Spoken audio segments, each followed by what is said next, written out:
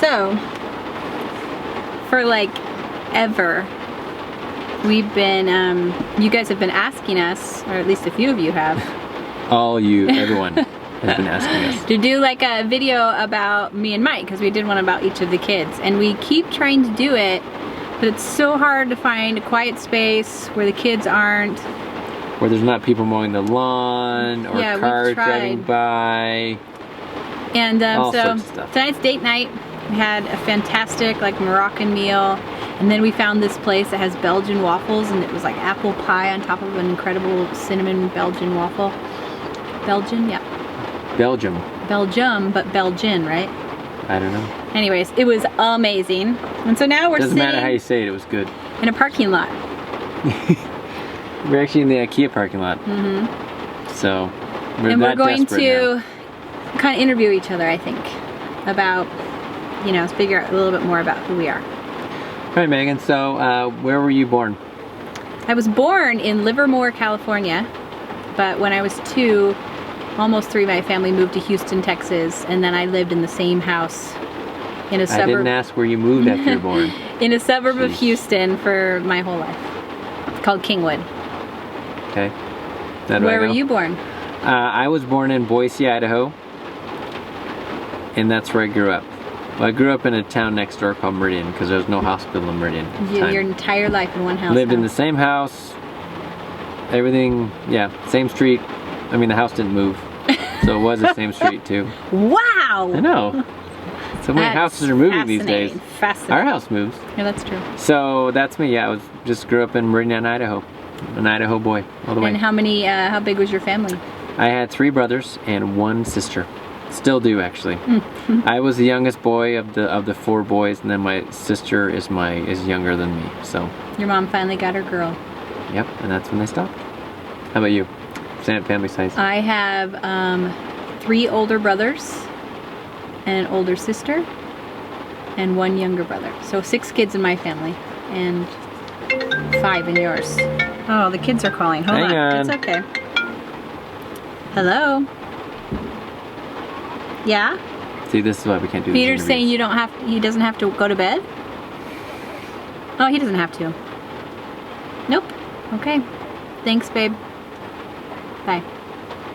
It was about which bedding Peter had to use and didn't. Oh. If he had to use a sheet. Oh. I told him he did before. Oh, well, sorry. That's alright. So 6 kids in my family, 5 in yours. Okay.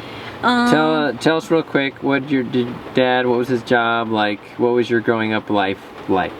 My dad was an insurance salesman, and my mom was a stay-at-home mom. And I think pretty normal, you know? If we ever went on a trip, it was like to go visit family, you know? Like in the summer, you'd drive to a cousin's house or grandma's house. Or I was like the youngest, so by the time I was a little bit older, me and my little brother were the youngest of the family. My older siblings were like in college, so we would go visit them sometimes, you know, at school. But I was an aunt by the time I was 8, I think, 8 or 9. So. Because your brother was a lot older than you. Yep. So we hope he was at least. Yeah. What about you? So my dad had a pretty interesting career. Kind of different. He was an engineer. I was like, what? A engineer for Hewlett Packard for many, many years. All my growing up years. He worked for Hewlett Packard. It was interesting there, but. No, yeah, he did some. But he was cool home stuff. at like the same time every day, wasn't he? I think. I don't know. My mom might argue differently, but yeah, it was pretty typical. Went to public school. Yep. We did kind of same. I think we traveled a little bit more. Did a few more outings. We camped a bit. And you know, had a boat and went water skiing and whatnot. So my growing up was fairly typical, nothing out of the ordinary. Just growing up in Idaho, living the dream. And what kind of kid were you? I was at home. I was actually pretty goofy. I was like the funny one of the family. That was my role. I was the one always making jokes and annoying my older brothers. And trying to make the family laugh. At school, I was pretty quiet and reserved, and I was very obedient and very submissive at school with the teachers, and I did what I was supposed to do. I was kind of the teacher's pet when I was little, like my first. Yeah, I remember, this is like famous with Megan. I remember we would, at my school, we didn't have a big enough library to like really get books out of, so we would walk down the street about a block to the public library, and I remember walking and holding my teacher's hand as we walked to the library, which to me, I don't recall being strange, but I was very much. And Michael's, his mom kept all his report cards, and they're like glowing. The teacher comments about Mike are like, what a sweet boy he is, and what a dream he is to have in his class. And the reason that's funny, Megan, yeah, tell us about your. I was like the polar opposite. My report card is like never achieves potential, speaks too much, talks too much, very messy. I was just focus, I was just talk. Everything. I never had a pencil with me. My hair was always a mess. My clothes were always stained. I was very similar to Andrew, and I talked constantly at home too, and my room was a mess, and so very different children. Yes. I mean, you were goofy, and I wanted to be goofy, but I don't think I was. I wasn't like bossy or anything. I just never stopped talking. And yeah, you just had to talk. Yeah. And I didn't want to really. I wanted to keep pretty quiet. Things have really changed. Yeah. Our videos don't portray that at all. Okay, so I was a tomboy too. Oh right. I desperately in love with boys, and always from like a very young age chasing boys, trying to kiss them and dreaming of being held in their arms, even like in like 3rd and 4th grade, but a complete tomboy at the same time. Which probably played well with the boys, right? They're always holding you in their arms for that reason. Always. Okay, so what about us meeting? Should we talk about that? Sure. Do you want to tell it, or should I tell it? I mean, I'll tell from my perspective, and then you tell from your perspective what happened. So, we both went to BYU right out of high school. So we both went to summer term. So we graduated, and then like a month later, we're at college, right? And I showed up there, got in our dorms. We were both in the on-campus dorms, and went to orientation group. So they have these, they call them Y groups at BYU. Very first day you're there. Yeah, first day you're there, just to help you. They take you around, show you campus, you know, just for the new freshmen. And I went and found what I thought was my Y group and sat down, and there was a cute red-headed girl across the circle. We went around and all gave our names, and I just remember that I decided when I don't know why this happened. We both did this kind of same thing, but I looked at this girl, and I guess I decided from now on I'm going to be confident Mike. And I held the like gaze, like we looked at each other, right? Kind of held each other's eyes for a little bit longer than forever. Was it forever? Ah! Hang on, I gotta turn the car on. Hello. Hopefully the engine isn't too loud.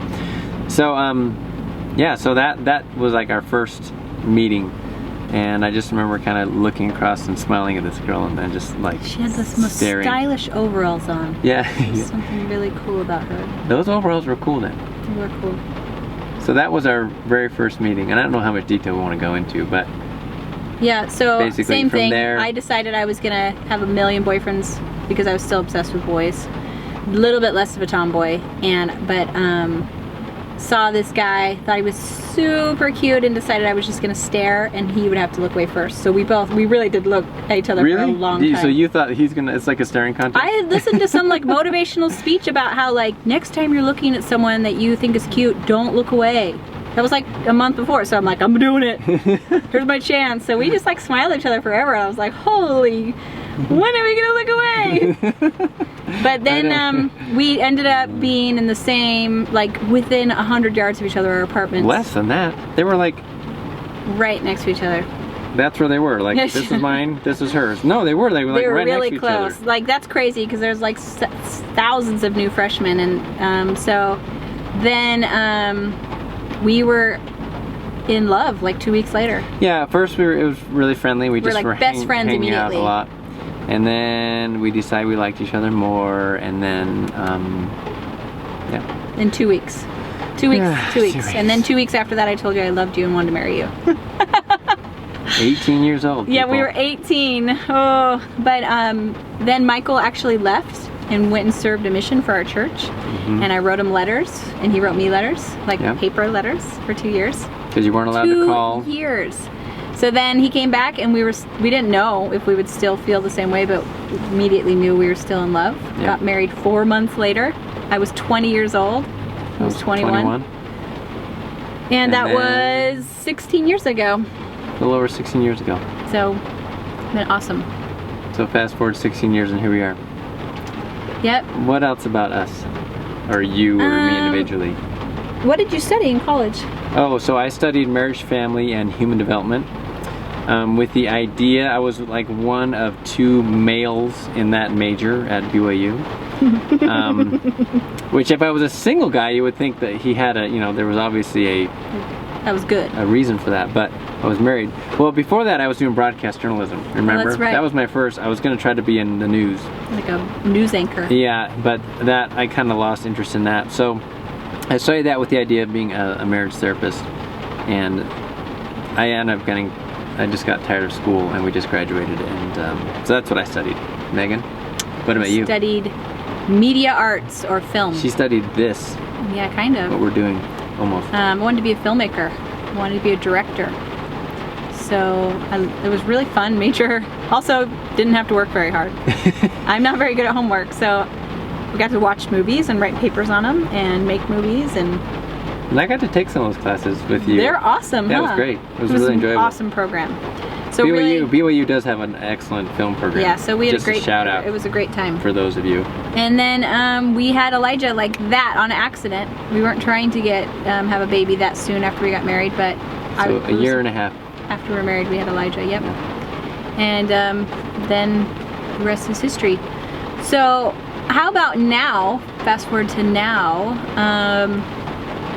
I definitely think your studies at BYU helped us as a family and as a couple, because you had to Yeah. read all sorts of books on marriage and parenting, and then I would read them. And Well, I think it was good because we were newlyweds, and a lot of this stuff we didn't know, and it helped us, I think, in the beginning form a good, healthy relationship as a couple. definitely. So, because it was stuff that we didn't know, we wouldn't have known had I not like been studying appropriate it. ways to like talk to each other, and that Yeah. kind of thing. So even though I didn't end up using that, I mean, as a way to earn money, but it definitely was crucial for our I relationship. totally believe that. I'm really glad you did it.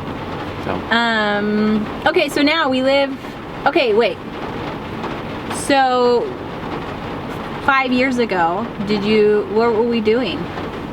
5 years ago, our life was completely polar opposite of what we're living right now, as far as Yeah. our lifestyle. So Freedom, and we were broke.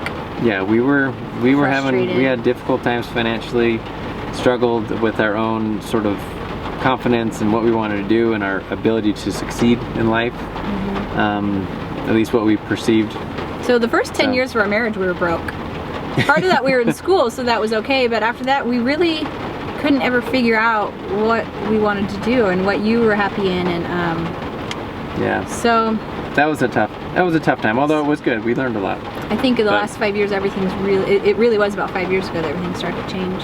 Yeah, So we'll talk more about that in a different. Yeah. This is more about us individually. So what would you say is the best part of living in an RV and traveling the country? What I love best is I love seeing new places. I really love going and always seeing somewhere new. I like to run, and I've actually started running again.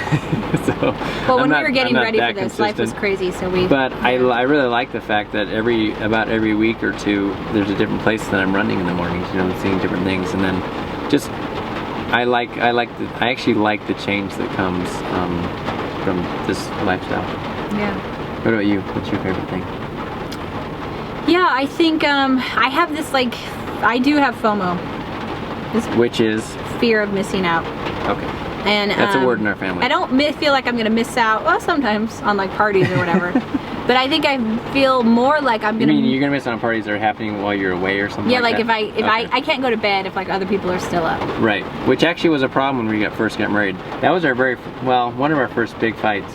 Not even fight, you just got really upset. He came out of the bedroom at like 9:30 in his pajamas. Yeah, like, it was a Saturday night. What the heck are you doing? And I was like ready to get ready for bed, and Megan was like, whoa!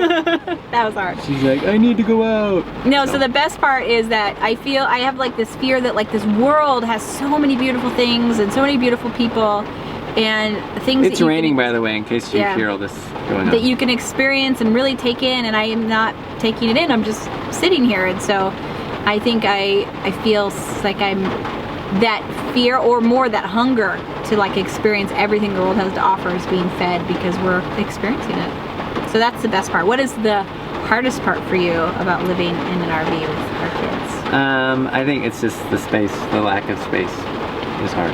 It's hard to constantly be dodging people to get around or literally waiting. It's almost like being in traffic all the time. Yes. Like if I want to get outside my room, I gotta wait for this person who's in the like getting in or out of the bathroom or in that hallway to move so then I can go. Then if I want to get over to the cabin, I gotta have this person step out of here so I can go to the cabin or walk all the way around the island. Like there's no I'm just gonna walk over there and get that off that shelf. It's literally it's an obstacle course every time. So that, and just the close quarters can just be a little bit, your nerves get a little bit frayed. So, what about you? I thought you'd never ask. I just figured you were gonna start talking. I think the hardest part is, as much as I like to experience new things, I don't like not knowing where we're gonna be. That's hard for me. Yeah, the unknown. Like the unknown of like, sometimes it's exciting, but other times I'm a planner and I want to like lay in bed and think about what's next. Okay, wait, maybe that's the hardest part, or maybe it's the lack of a kitchen. Yes. I really like to cook, and I enjoy my life better when we're eating well, and we are not. That's been very difficult. We've only been doing it for what, 4.5 months now, but we haven't figured out. We're starting to. But we haven't figured out healthy, tasty, easy to make meals in the RV. Hot dogs are healthy and tasty, oh my Megan. Gosh. Come on. So actually, we don't eat hot dogs at all. Just we're just trying to figure out how to. We can't eat as well as we used to, but can we eat well enough? That's probably the hardest part for me. Is the you food, just at this point, eating. it's just like we got to eat well enough to like not feel crappy all the time. Yeah. Which is hard to do, actually. Yep. Unless you go out to Moroccan food every night. The kids again. Hold on. There it is. Hello. Hey Daniel, what's up? Yes, you can eat a cantaloupe inside. No, sit at the table. Yep. Okay. Bye. Daniel wanted to eat a cantaloupe, but it's raining outside, so he asked if he could eat it inside, and I said yes, and then he wanted to know if we could eat it in our room, and I said no. That's because our standing rule is if you're going to eat, you have to be out at the outside tables. Yeah. We try to keep the place clean that way. So doesn't work though. Okay, that's what we don't like. We're gonna do what we did like. So, okay, I got one. I did not prep you for this. Uh-oh. Do you think we'll have any more kids? You know, I was actually just thinking about that as we're walking through IKEA, and I don't. Why were you thinking about IKEA? I don't know why. I just kind of, I just sometimes the thought will just sort of randomly come in my head. And at this point, I don't feel like we will.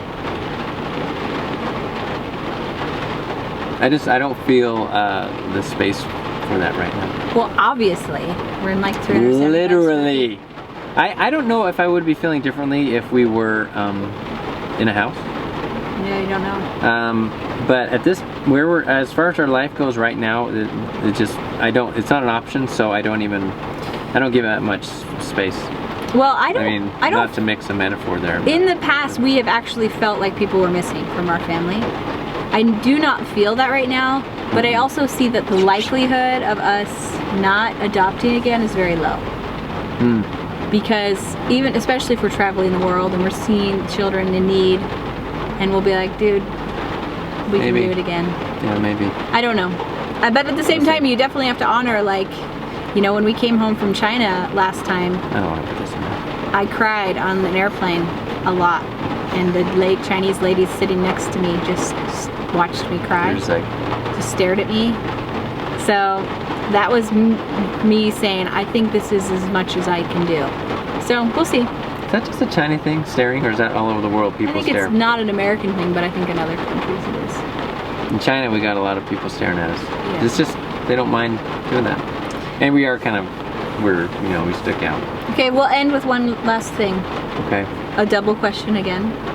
What is your favorite thing about me, and what is one thing that you would change? So I'll start. My favorite thing about you, and one thing I would change. So my favorite thing about Mike. Here it comes. Better be good. Oh, I hadn't thought of it before. I had to narrow it down to one. No, I love how safe I feel with Mike. He makes me feel safe, like physically. Because I'm tough, people. No, because he's not a scaredy cat, but also that from the moment I met him, I think one of the things I loved about him was how quiet I felt inside when I was around him. He has always been very gentle and very kind, and he's gentle and kind to other people.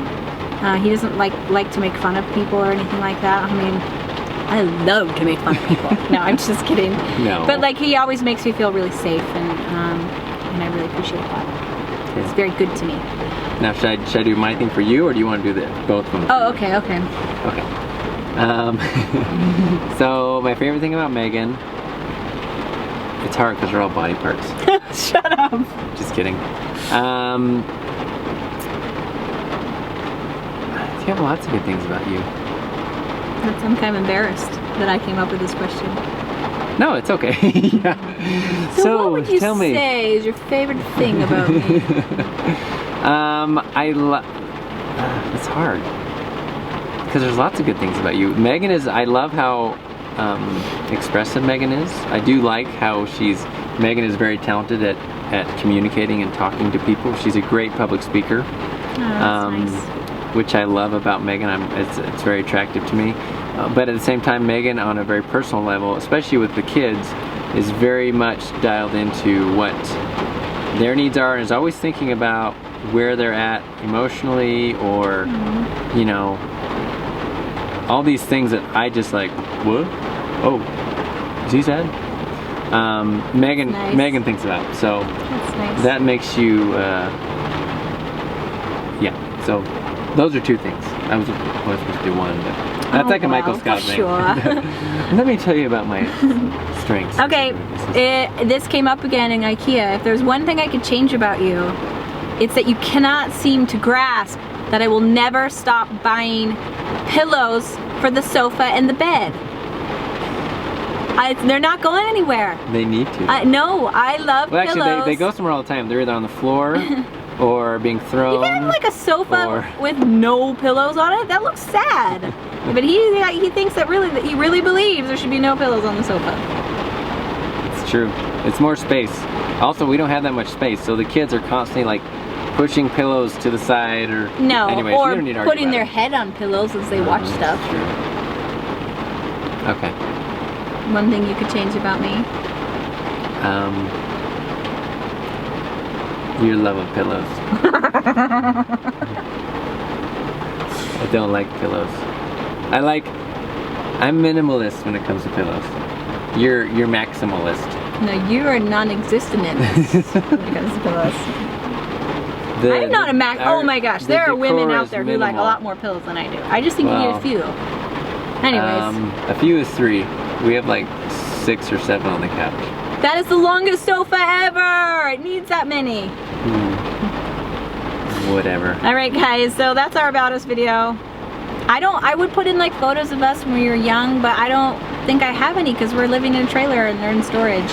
We might be able to post them on Facebook. But I don't know if you want to go through that trouble. Anyways, I feel a little narcissistic doing this, but that lets you know a little bit more about We only did it because we had people who wanted to hear it, so Okay. that's why we're doing where this. we grew up and what we were like and all that good stuff. All right. So, boom. Thanks, guys. Make it rain, Megan. There you go. See you later.